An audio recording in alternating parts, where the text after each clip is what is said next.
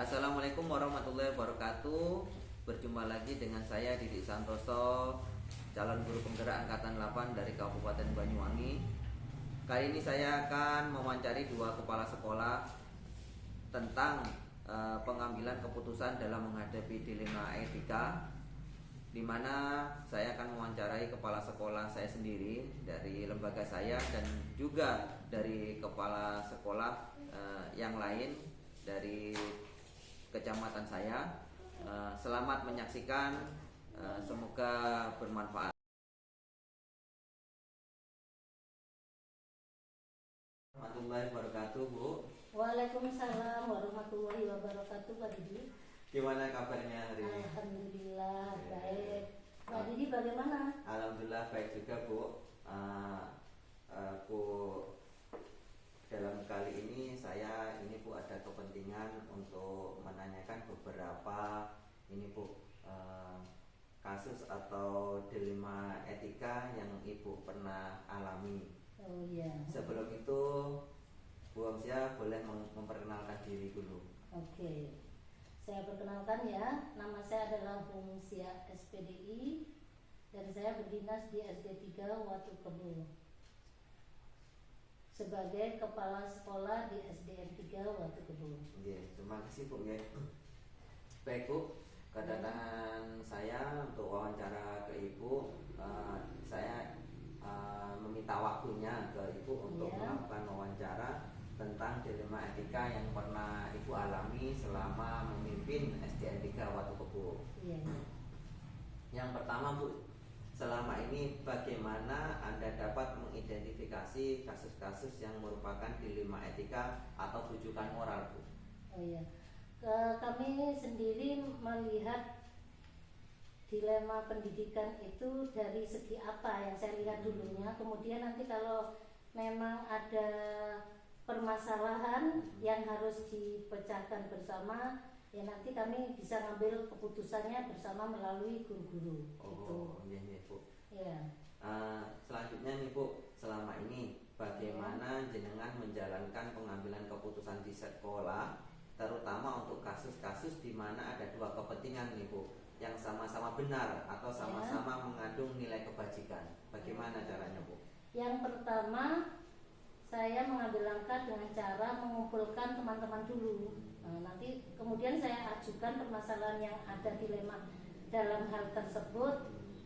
Misalnya dilema itu dari segi guru, saya kumpulkan bagaimana nanti permasalahan itu bisa mencari solusinya yang terbaik itu. Ini Bu, terima kasih Bu. Selanjutnya Bu, langkah-langkah atau prosedur seperti apa yang biasa yang jenengan lakukan selama ini untuk menyelesaikan itu? Langkah-langkah pertama adalah ya saya tadi itu mengumpulkan pertama, kemudian yang pertama langkah apa yang perlu saya dahulukan itu.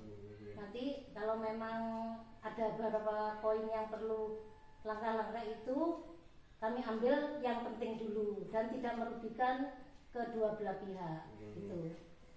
Terus selanjutnya Bu, hal-hal apa saja yang selama ini yang Ibu anggap efektif dalam pengambilan keputusan pada kasus-kasus dilema etika Bu?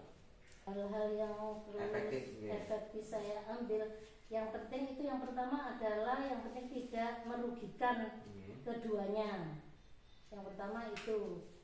Terus? Yang kedua kolaborasi. Selanjutnya Bu? Kemudian jadi kolaborasi dengan teman Dewan Guru, kerjasama kerjasama dengan baik. Pokoknya intinya kami berpacu pada musyawarah yang terbaik gitu. Betul Bu. Terus selanjutnya Bu, hal-hal apa saja yang selama ini menjadi tantangan dalam pengambilan keputusan pada kasus-kasus dilema etika yang Ibu pernah alami, yang menjadi tantangan itu? Yang menjadi tantangan pertama itu kalau tidak ada sinkronisasinya dalam sebuah permasalahan itu. Jadi misalnya yang salah satu pihak begini, terus yang salah satu pihak begini, kan tidak sama gitu. Oleh sebab itu kami ngambil keputusan gimana enaknya, mesti itu sudah. Kan mesti ada jalan keluarnya itu. Betul betul Bu. Iya. Iya Bu.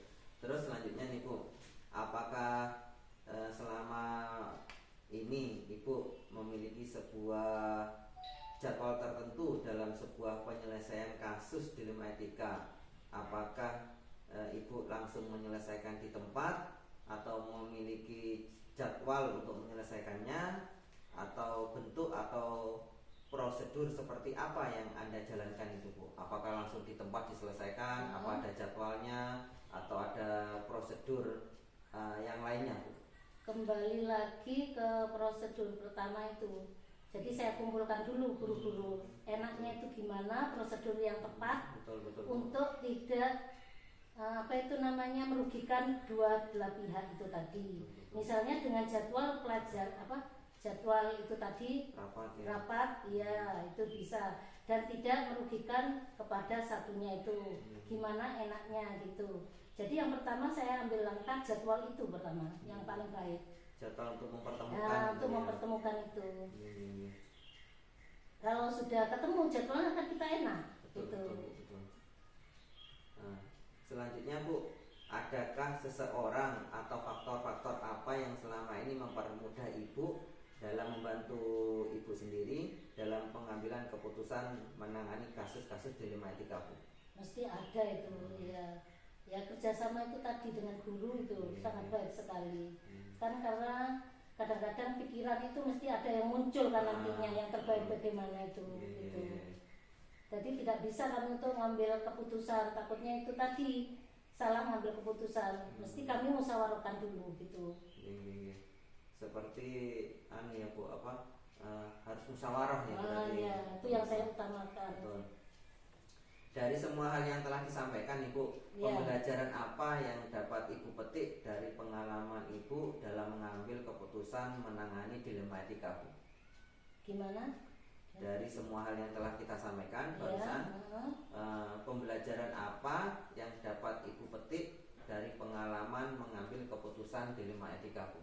Yaitu dari ketidaksinkronan tadi, hanya itu. Kalau ada perbedaan-perbedaan yang tidak bisa dipersatukan itu. Bu. Selain itu ada lagi Bu yang bisa diambil dari dalam menyelesaikan masalah itu Bu? Ya adanya itu Pak, turut campurnya, misalnya orang luar itu juga bisa, betul. Turut campur misalnya dari pihak wali murid atau berbagai macam lembaga lah, ada yang ikut campur. Betul Bu. Jadi harus memang di lembaga itu sendiri menyelesaikan gitu. Betul. Baik Bu, terima kasih atas wawancara kita hari ini. Terima kasih atas waktu yang diberikan oleh Bu Omsia dalam kita melakukan wawancara tentang dilema etika yang Ibu alami dalam menyelesaikan masalah di sekolah atau lembaga Ibu. Terima kasih Ibu ya. Terima kasih kembali saya sampaikan kepada Bapak Didi. Mari Bu, terima kasih. Moga-moga.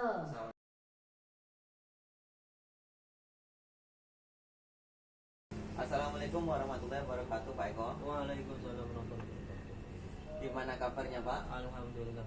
Iya. Alhamdulillah pada malam hari ini kita dapat janjian ya Pak Eko, ngobrol-ngobrol, ketemu lagi. Sebelumnya saya ucapkan terima kasih atas waktunya. Sesuai janjian kita pada waktu itu, gini Pak Eko, saya akan melakukan wawancara tentang dilema etika waktu Pak Eko mengambil sebuah keputusan. Sebelum itu Pak Eko boleh memperkenalkan diri dulu. Bisa. Assalamualaikum warahmatullahi wabarakatuh. Nama saya Eko Samsul Arifin. Tugas saya sebagai kepala sekolah di SDN 4 Wongsorejo, tepatnya di daerah Wongsorejo Selatan, di daerah Dusun Bongkoran, yaitu daerah Alas Bulu ke selatan. Terima kasih Pak Eko. Baiklah Pak Eko, selama ini bagaimana Pak Eko dapat mengidentifikasi atau membedakan ya Pak Eko yang kasus-kasus itu masuk dilema etika atau rujukan moral Pak Eko? Untuk kasus-kasus pertama adalah dilema etika ini Pak Indi, yaitu kasus benar melawan benar, sedangkan kasus rujukan moral ini adalah benar melawan salah. Iya Pak Eko, terima kasih. Jadi ada perbedaan ya Pak Eko. Iya, Pak Didi. Baik Pak Eko, selama ini kalau boleh tahu ya, bagaimana Pak Eko menjalankan pengambilan keputusan di sekolah yang Pak Eko pimpin, terutama untuk kasus-kasus di mana ada dua kepentingan yang sama-sama benar atau sama-sama mengandung nilai kebajikan Pak Eko untuk tim Ilematika itu sendiri. Iya Pak Didi. Kalau kasus-kasus semacam itu di dalam satu lembaga itu pasti ada. Makanya saya dalam menghadapi kasus semacam itu, baik dilema etika dan rujukan moral, itu selalu berkolaborasi dengan teman guru maupun wali murid kali ini. Terima kasih Pak Eko. Selanjutnya nih, langkah-langkah atau prosedur seperti apa yang Pak Eko lakukan selama ini untuk menyelesaikan masalah tersebut? Untuk prosedurnya ini bermacam-macam Pak Didi. Okay. Dalam menghadapi beberapa kasus, kalau kasusnya semacam itu, kami saya sebagai kepala sekolah itu selalu mengadakan rapat atau musyawarah ya, baik dengan guru maupun dengan wali murid. Oh, Pak Eko, terima kasih. Selanjutnya Pak Eko, hal apa saja yang selama ini Pak Eko anggap efektif dalam mengambil keputusan pada kasus-kasus dilema etika Pak? Yang paling efektif menurut Pak Eko? Menurut saya Pak Didi, sebagai pelaksana penanggung jawab di suatu lembaga, khususnya di SDN 4 Wongsorejo, yang selalu efektif itu kami mengadakan musyawarah rapat bersama yang diagendakan dalam 1 bulan sekali. Oh, jadi ada kolaborasi dengan musyawarah ya Pak Eko? Iya, Pak Didi. Terima kasih. Selanjutnya Pak Eko, tantangan apa aja yang ada dalam mengambil keputusan pada saat menyelesaikan kasus tersebut Pak Eko?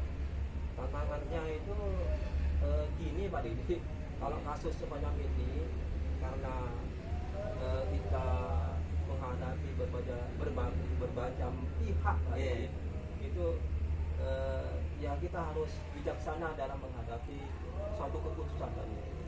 Kita harus mempertimbangkan nanti kebijakan apa yang harus diputuskan sehingga tidak merugikan salah satu pihak. Iya, terima kasih Pak. Apakah Pak Eko memiliki sebuah jadwal tertentu atau istilahnya tata kala ya Pak Eko ya dalam menyelesaikan kasus dilema etika?